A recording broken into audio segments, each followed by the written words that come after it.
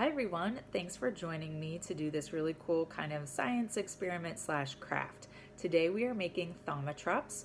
So thaumatropes are an optical illusion toy that are made up of two images on either side of a piece of paper or cardboard, and then you spin the images really quickly and it looks like they mesh and kind of form together.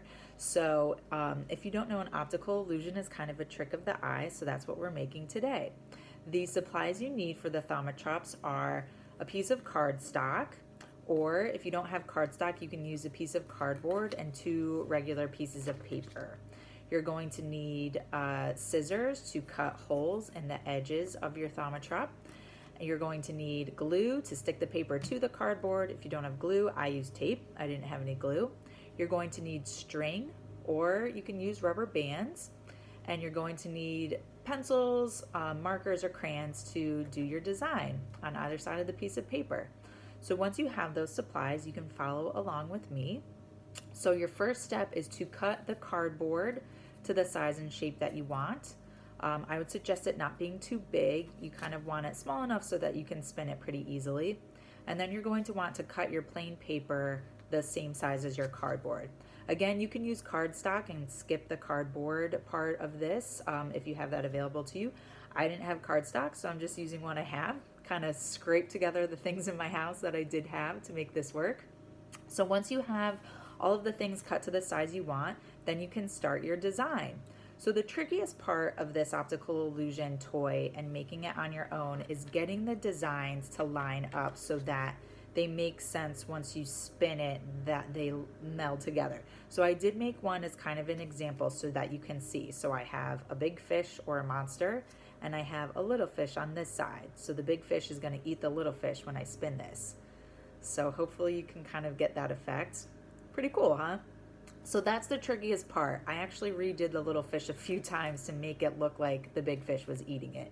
So you might need some help with that. It might take a couple tries. So I would start by using a pencil and sketching it out so you can erase it if you make a mistake. That's what I did. So once you have your design, then you're going to put it all together. So I made that one, but I also did a little design so you can see here. You can do drawing like that with fish, with shapes. You can just do words that look like they're being outlined. So that's what I did. This says Happy Spring. And then I did some squiggles to make it look like the words were, kind of exploding. So once you have your design together, you're going to want to glue the pieces of paper on either side of the cardboard. If you're just using a piece of cardstock, that's all you'll need. You'll just do your design on either side. Again, the tricky part is getting your designs to line up. So once you have them done, you're going to glue it to the piece of cardboard, and then you're going to poke holes in the one end or the other. You only need to pick two sides. So the side, basically you want it to look up and down like that. You're going to poke your holes here like I already did. So that's what you'll need your scissors for. So be very, very careful when you're poking holes through cardboard and paper. Again, I found something a little easier. I had a knitting needle.